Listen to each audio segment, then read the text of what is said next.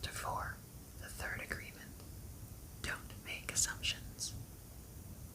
The third agreement is don't make assumptions. We have the tendency to make assumptions about everything. The problem with making assumptions is that we believe they are the truth. We could swear they are real. We make assumptions about what others are doing or thinking. We take it personally. Then we blame them and react by sending emotional poison with our word. That is why whenever we make assumptions, we're asking for problems. We make an assumption, we misunderstand, we take it personally, and we end up creating a whole big drama for nothing.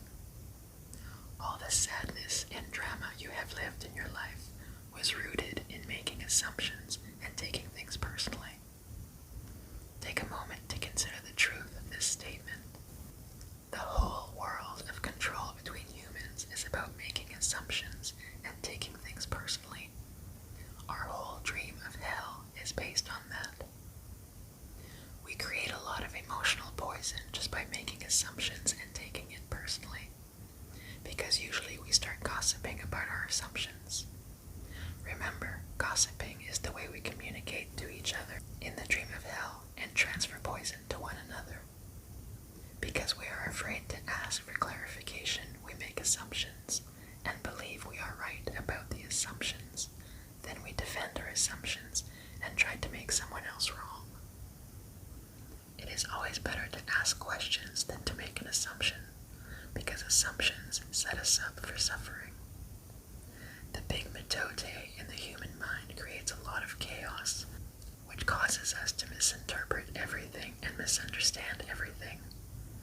We only see what we want to see and hear what we want to hear. We don't perceive things the way they are.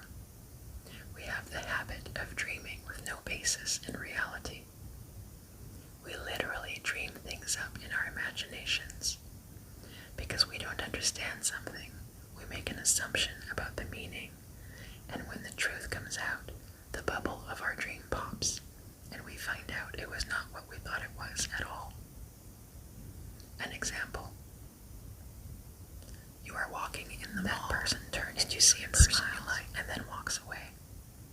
You make a lot of assumptions just because of this one experience. With these assumptions, you can create a whole fantasy, and you really want to believe this fantasy and make it real. A whole dream begins to form just from your assumptions, and you can believe, oh, this person really likes me. And in your mind, a whole relationship begins from that. Maybe you even get married in this fantasy land, but the fantasy is in your mind, in your personal dream. Making assumptions in our relationships is really asking for problems. Often we make the assumption that our partners know what we think and that we don't have to say what we want. We assume they are going to do what we want because they know us so well. If they don't do what we assume they should do, we feel so hurt and say, "You should have known." Another example. You decide to get married, and you make the assumption that your partner sees marriage the same way that you do. Then you live together, and you find out this is not true. This creates a lot of conflict, but you still don't try to clarify your feelings about marriage. The husband comes home from work, and the wife is mad. Maybe it's because the wife made an assumption without telling him what she wants. She makes an assumption that he knows her so well, that he knows what she wants, as if he can read her mind. She gets so upset because he fails to meet her expectations. Making assumptions in relationships leads to a lot of fights, a lot of difficulties, a lot of misunderstandings with people we supposedly love. In any kind of relationship, we can make the assumption that others know what we think, and we don't have to say what we want. They are going to do what we want because they know us so well.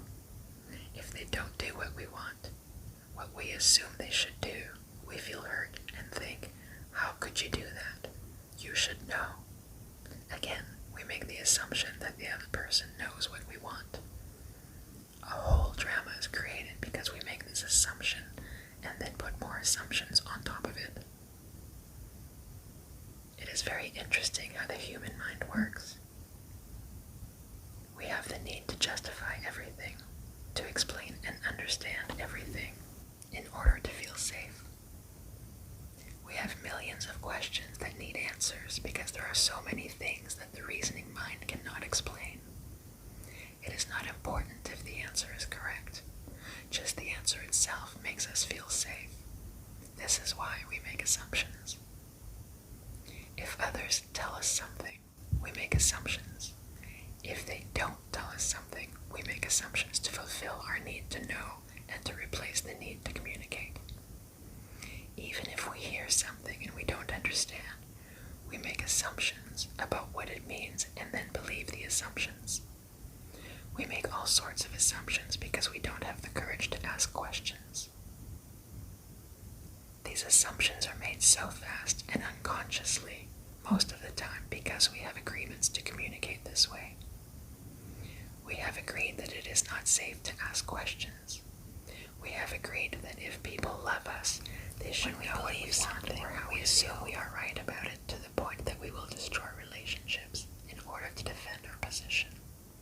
We make the assumption that everyone sees life the way we do.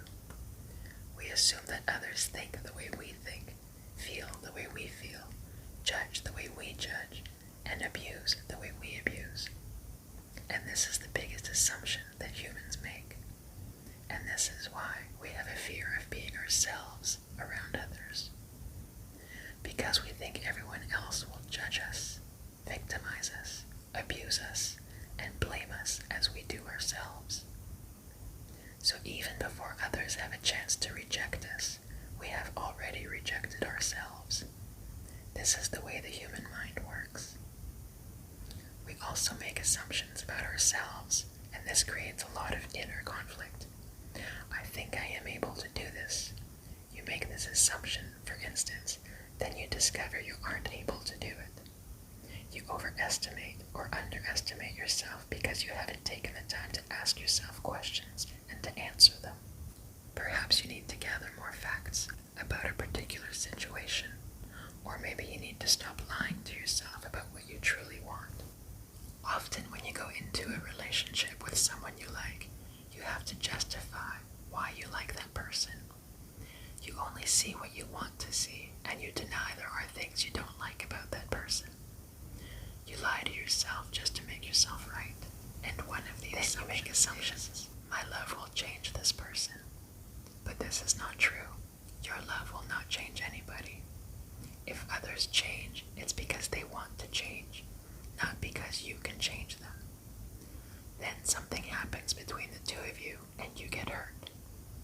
Suddenly you see what you didn't want to see before, only now it is amplified by your emotional poison.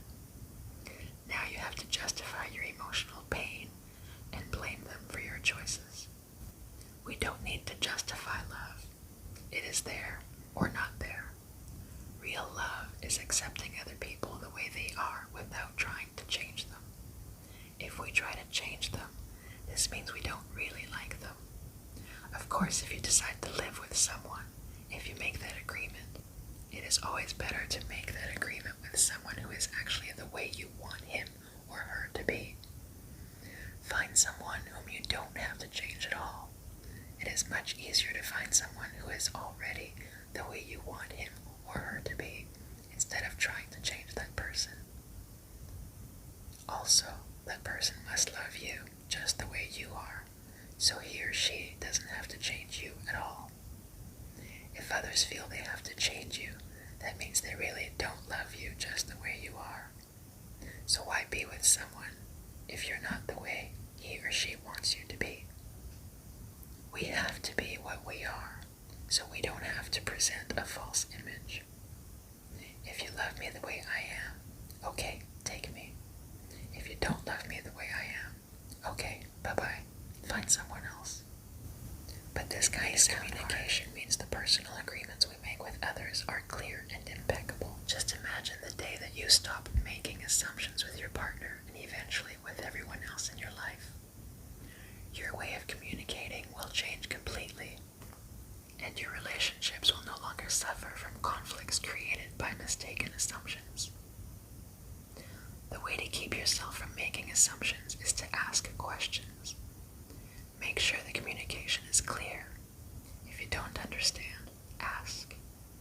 Have the courage to ask questions until you are clear as you can be. And even then, do not assume you know all there is to know about a given situation. Once you hear the answer, you will not have to make assumptions because you will know the truth. Also, find your voice to ask for what you want. Everybody has the right to tell you yes or no, but you always have the right to ask. Likewise, everybody has the right to ask you, and you have the right to say yes or no. If you don't understand something, it is better for you to ask and be clear instead of making an assumption. The day you stop making assumptions, you will communicate cleanly and clearly, free of emotional poison. Without making assumptions, your word becomes impeccable. With clear communication, all of your relationships will change, not only with your partner, but with everyone else. You won't need to make assumptions because everything becomes so clear. This is what I want. This is what you want. If we communicate in this way, our word becomes impeccable. If all humans could communicate in this way, with impeccability of the word, there would be no wars, no violence, no misunderstandings. All human problems would be resolved if we could just have this. Then is the third agreement. Don't make assumptions. Just saying this sounds easy, but I understand it is difficult to do. It is difficult because we so often do exactly the opposite. We have all these habits and routines that we are not even aware of. Becoming aware of these habits and understanding the importance of this agreement is the first step. But understanding its importance is not enough. Information or an idea is merely the seed in your mind. What will really make the difference is action. Taking the action over and over again strengthens your will, nurtures the seed, and establishes a solid foundation for the new habit to grow. After many repetitions, these new agreements will become second nature, and you will see how the magic of your word transforms you from a black magician into a white magician. A white magician uses the word for creation, giving, sharing, and loving. By making this one agreement a habit, your whole life will be completely transformed.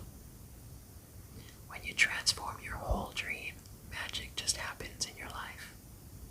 What you need comes to you easily because Spirit moves freely through you. This is the mastery of intent, the mastery of the Spirit, the mastery of love, the mastery of gratitude, and the mastery of life.